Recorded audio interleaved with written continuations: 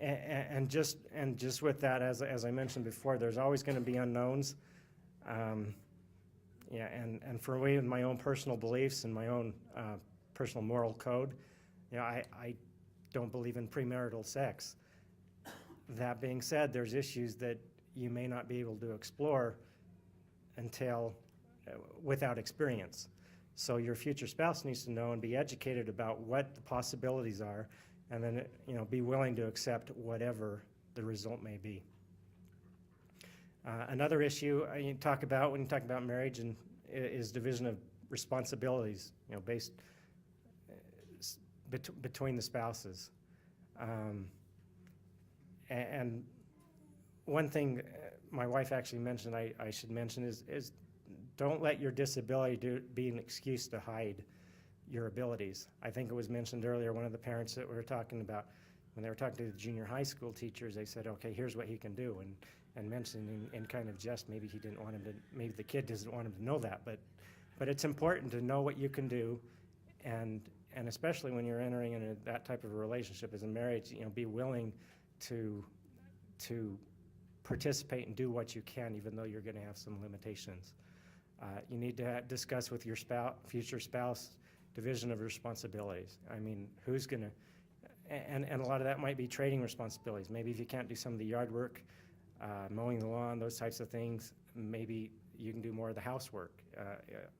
And whether you're male or female, some of the traditional gender roles, just trying to figure out how those division of responsibilities can maybe be traded to keep that, a equal relationship, but in terms of responsibility, but accommodate what you can and can't do. And then the second transition I want to talk about briefly is parenthood. And again, that's like marriage, it's a huge transition. It's totally normal to feel overwhelmed. It doesn't matter who you are. But some of the things to talk about a little bit there is caring for infants. There's portability issues. I mean, and for me and probably for a lot of us, one of the things that helped me was, the little backpacks that you could carry on your shoulders, that type of thing. But find out, what are the issues, what are the ways, what are the different means of portability. Can you have the ability to be independently care for your child if you're the only one there? Feeding, changing, comforting, and just talk about those issues and see and find ways, in as much as there are, to do that independently on your own if need be. Caring for toddlers, one of the things you have to deal with, especially with Spina Bifida, is toddlers run and go places fast. And you have to chase after them sometimes. So, and everyone has to find their own ways to deal with that.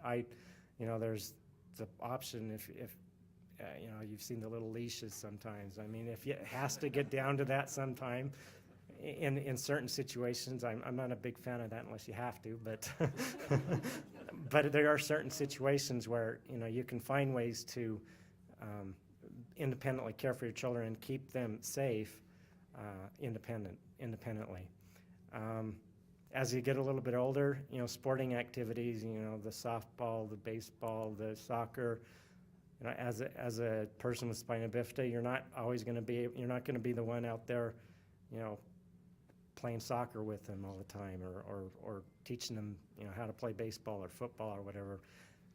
And that's an important part of childhood, but that's where in some of those issues I've learned to elicit the help of neighbors, families, friends, other people, other father figures that can step in on some of those things where maybe I can't, and fill that role that when that time comes.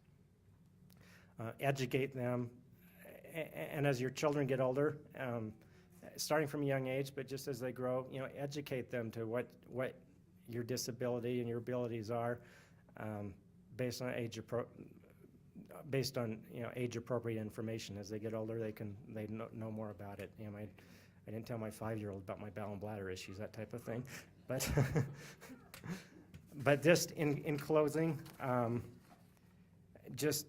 I would say don't let anyone don't let someone else tell you what you can and can't do. You know, each of us have our own unique talents and abilities.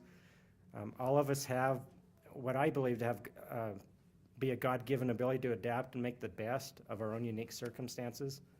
And some of us, not just people with spina bifida, some of us may never have the ability to be fully independent. Some of us may never have the opportunity to enjoy the challenges and blessings of marriage and parenthood. I'm not here to provide you with, that false sense of hope. However, I am here to implore you to explore the possibilities. Parents, your child's ability to navigate the complexities they'll face in marriage and parenthood hinge on the degree of independence they're capable of exercising. You can and should play an important role in that exploration process long before they are of age to marry or enjoy the joys and sorrows of parenthood. I implore you to prepare for the best case scenario and be willing to accept the worst. Don't accept no for an answer just because someone told you something couldn't be done.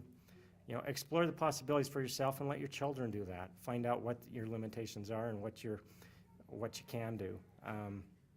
Take it on as a personal challenge to prove the naysayers wrong. I believe that most of us tend to sell ourselves short. Most of us fail in some way to fully realize our potentials, and I would just encourage you to explore and encourage your children to explore and reach their full potential.